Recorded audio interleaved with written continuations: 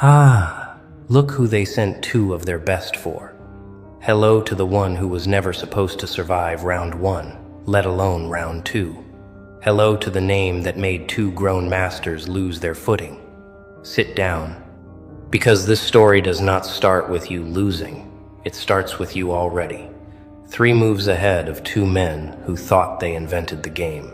I just finished this book, and honestly, it is one of the best things I have ever read. Dark psychology, mental discipline, how to never let anyone control you again, it's all in here. Every single chapter hits different. This book will rewire the way you think. This is not just a book, this is a weapon for your mind. Get your copy right now. You need this. They called them the best in the business, the closers, the ones who never miss, the ones who walk into a room and walk out owning everyone in it, 2 separate masters of influence. Sent on 2 separate missions, with one shared assignment, you. They studied manipulation the way surgeons study anatomy, cold, clinical, precise, no wasted movement, no wasted word. And they were told this would be simple, this would be routine. This would be just another file closed by lunch. Nobody told them what you actually were, because nobody knew. The briefing notes called you a target. The file called you a project. Reality called you something else entirely. A problem neither of them was built to solve. So they walked in smiling, calm, rehearsed, certain, and they walked out months later, kneeling, quiet, reprogrammed, certain of something completely different. This is not a story about how you survived manipulation. You are long past surviving.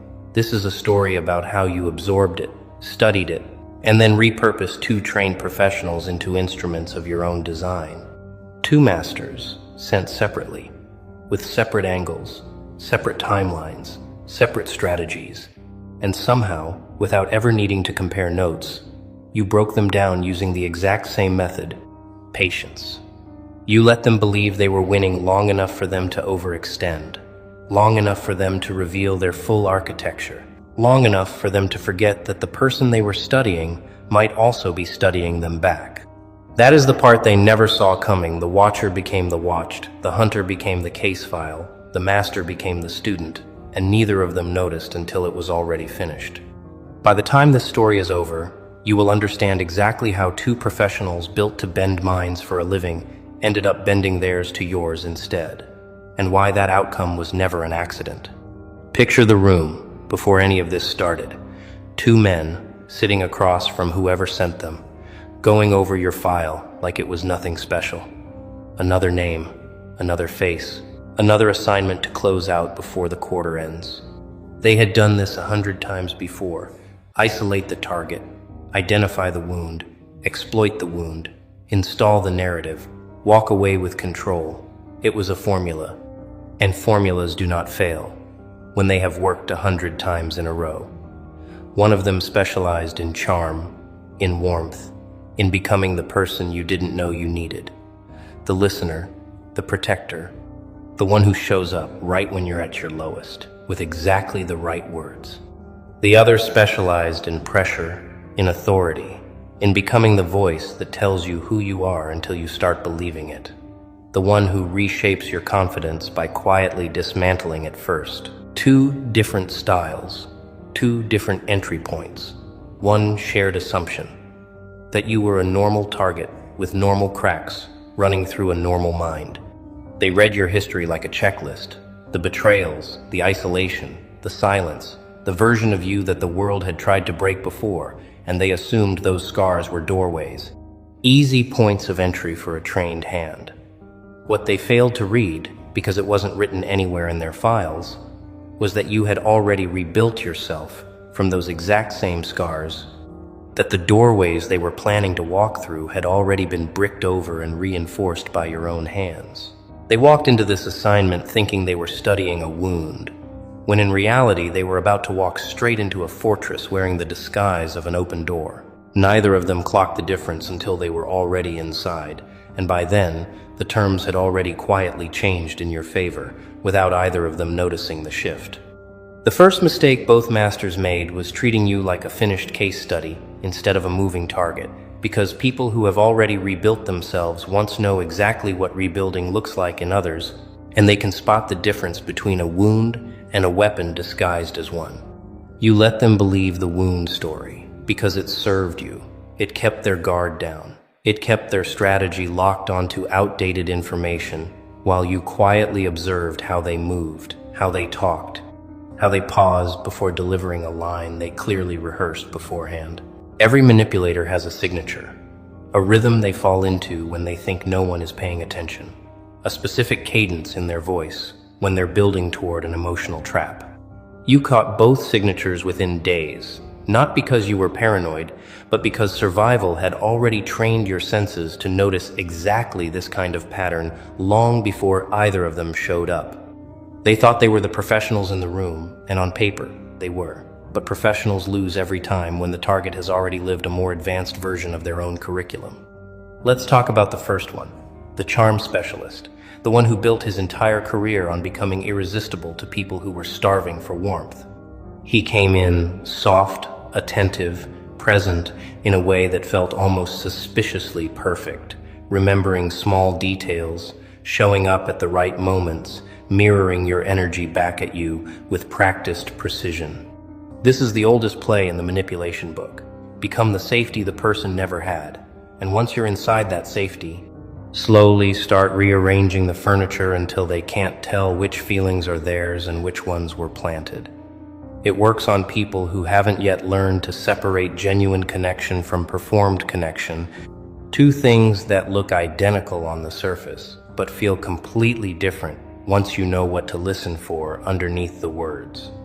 You let him build the performance, layer by layer, because every layer he added gave you another piece of his actual blueprint, the parts of himself he couldn't hide, even while hiding everything else. Here's what he didn't expect: that the warmth he was performing would eventually crack under its own weight, because performance always costs more energy than authenticity, and he wasn't built for the long game the way you were. Around month 2, the mask started slipping in small places, a flash of irritation when his lines didn't land the way they used to, a flicker of confusion when you responded with calm instead of the emotional spiral his strategy depended on. You weren't reacting the way his training manual said targets were supposed to react. You weren't spiraling. You weren't clinging. You weren't rearranging your entire identity around his approval, and that absence of reaction was the first crack in his foundation. Manipulators are addicted to predictable responses. It's the entire currency of their craft. And the moment you stopped supplying the currency he was trading in, his system started running on empty.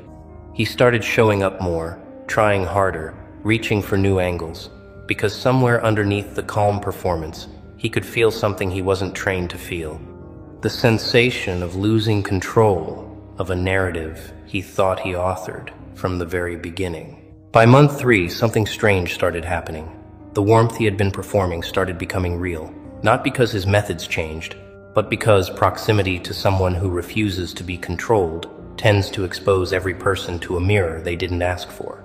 He started asking questions that weren't part of any script, real questions, the kind that come from actual curiosity instead of calculated extraction. You answered some, withheld others, and let him sit in the discomfort of not knowing exactly where he stood, a feeling he had spent his entire profession inflicting on others, without ever once experiencing it himself. The teacher had finally been placed in the seat of the student, and for the first time in his career, he didn't know how to grade his own performance, because the rubric he had always used no longer applied to the person sitting across from him. That discomfort, that disorientation, that quiet unraveling of certainty was the very first soldier's oath being written, long before either of you ever called it that out loud. Manipulation depends entirely on asymmetry, one person knowing more than the other, one person controlling the pace while the other reacts to it, and the moment that asymmetry disappears, the entire structure collapses in on itself. You never confronted him directly, never accused him, never gave him the satisfaction of a dramatic exposure scene, because drama is exactly what trained manipulators are built to survive and even thrive on. Instead, you did something far more devastating. You simply stopped being surprised by anything he did. You started anticipating his moves before he made them, responding with a calm, that felt less like patience and more like quiet authority. Imagine spending years mastering the art of staying 3 steps ahead of everyone, only to meet someone who appears to already be standing exactly where your 4th step was supposed to land. That is not a small disruption. That is an identity crisis disguised as a single conversation, repeated over and over until the foundation underneath it gives way completely. He tried recalibrating, switching tactics, leaning harder into vulnerability, hoping a more exposed version of himself would finally trigger the reaction his training told him should already be happening. What he didn't understand, what none of them ever understand until it's far too late, is that vulnerability only works as a tool when the person receiving it hasn't already mastered the difference between someone opening up and someone performing the act of opening up for effect. You could tell which version of him was speaking in any given moment, and you let him know that, without ever saying it directly, through the precise calibration of your own responses, warm enough to keep him hopeful, distant enough to keep him guessing. This is the part where most people would call you cruel. But cruelty requires intention to harm, and your only intention was clarity, a slow, deliberate unveiling of exactly who he really was beneath the performance he had built his entire identity around. The clearer that picture became to him, the less he recognized the man staring back at him in it. By the time the 4th month arrived, something had shifted permanently in the dynamic. And both of you knew it, even if neither of you said it out loud yet. He stopped trying to extract anything from you, because somewhere in the unraveling, the goal itself had quietly changed beneath him without his permission. He started showing up not to complete an assignment, but because some part of him, some part he probably hated admitting existed, needed to understand how someone could remain so unshaken while being studied this closely for this long. That need, that compulsion to understand something his training never prepared him for, is the exact moment a master becomes a student, and a student eventually becomes something else entirely, loyal not to the assignment, but to the person who outgrew the entire premise of it. Now let's talk about the second one, the pressure specialist, the one whose entire method runs on authority instead of warmth, on making people doubt themselves until your voice becomes the loudest one in their head. He came in differently, colder, more direct, establishing dominance early through confidence, through subtle corrections, through the quiet implication that he understood you better than you understood yourself. This method works on people who haven't yet built an unshakable internal compass, because once someone starts doubting their own judgment, they'll outsource that judgment to whoever sounds most certain in the room. He was certain, relentlessly certain, the kind of certain that has worked on dozens of people before you, the kind of certain that usually doesn't need a backup plan because it rarely fails. You let him be certain because certainty, when observed closely enough, eventually reveals every single one of its load-bearing assumptions. Here's what gave him away early: the way he framed every disagreement as a flaw in you rather than a difference in perspective. A classic move designed to make resistance feel like malfunction instead of healthy boundary setting. You didn't fight the frame, you didn't defend yourself, you didn't give him the engagement his method depended on to keep escalating. You simply observed, calmly, like someone studying a pattern they'd already seen before in a different shape. This absence of resistance confused him in a way active resistance never would have, because his entire method was calibrated for people who push back, and pushing back gives a pressure specialist exactly what he needs: friction to control. Silence, calm, unaffected silence, gives him nothing to grip onto. And a method with nothing to grip onto starts sliding immediately, no matter how many times it has worked flawlessly in the past. Within weeks, his corrections started sounding less like authority and more like a man talking to fill a silence that was making him uncomfortable. By the second month, he started testing harder, raising the pressure, looking for the exact threshold where you would finally crack and hand him the control his entire identity depended on having.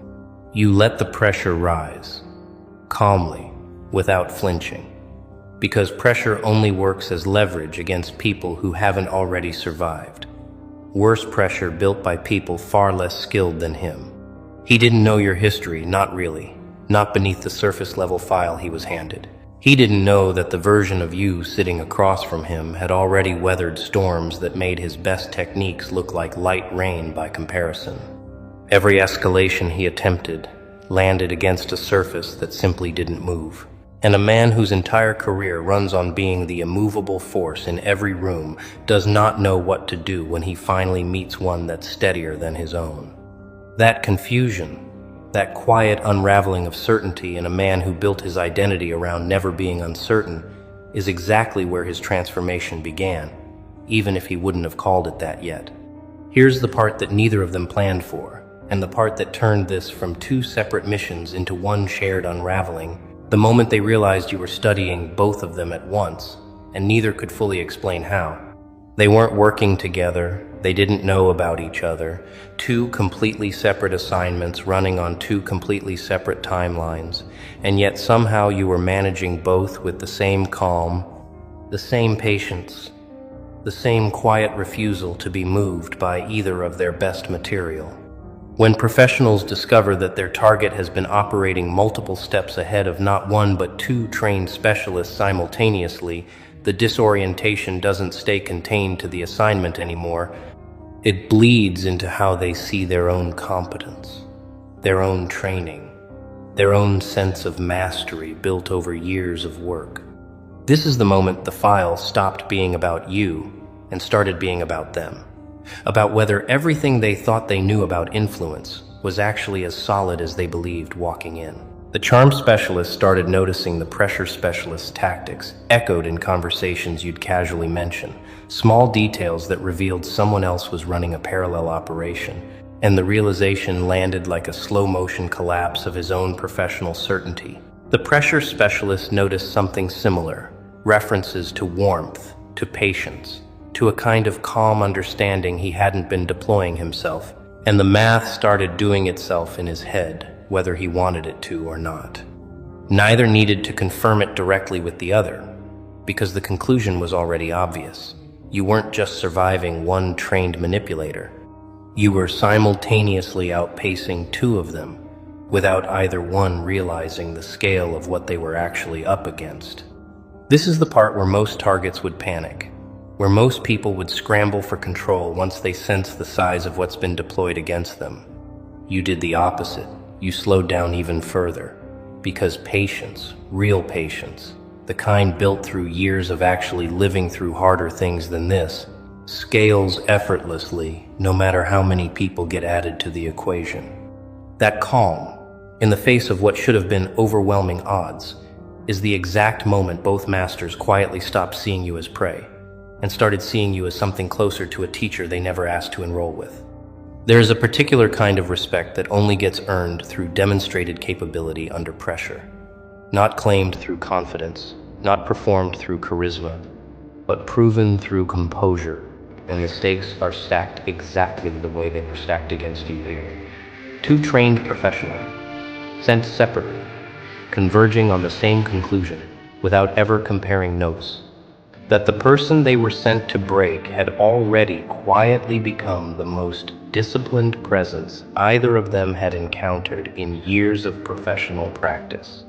That conclusion didn't arrive with applause or fanfare. It arrived with something far more dangerous to their original mission. Genuine curiosity about how someone becomes this unshakable, and curiosity, once activated in a trained mind, is nearly impossible to shut back off. Watch closely now, because this is where the story stops being about resistance and starts being about transformation. The part where two trained manipulators began quietly studying the way students study a method they desperately want to understand. The charm specialist started asking real questions in private moments, not extraction questions, not strategic questions, but the kind of questions a person asks when they're genuinely trying to understand how someone built this level of internal stability. You answered selectively, giving him just enough insight to satisfy the curiosity without ever fully revealing the entire architecture, because partial understanding creates more devotion than full understanding ever could. People chase what they almost understand far more intensely than what they already fully grasp. And you knew this instinctively, long before either of them ever set foot in your story. The pressure specialist took a different route. He started testing himself against your calm, instead of testing you against his pressure, trying privately to replicate the stillness he witnessed every time he attempted to provoke a reaction that never came. This is the moment a manipulator's tools start turning inward, when the techniques built to destabilize others start getting redirected at their own unstable foundation. Because proximity to genuine composure tends to expose exactly how much of someone else's confidence was built on sand instead of stone. He started reading differently, thinking differently, questioning the entire premise of a career built on exploiting instability in others, while his own instability sat completely unexamined for years. You didn't have to say a single word to cause this shift. Your presence alone did it. Because the most disruptive thing you can ever be around a manipulator is simply unshakable, unreadable, and entirely uninterested in playing the game on his terms.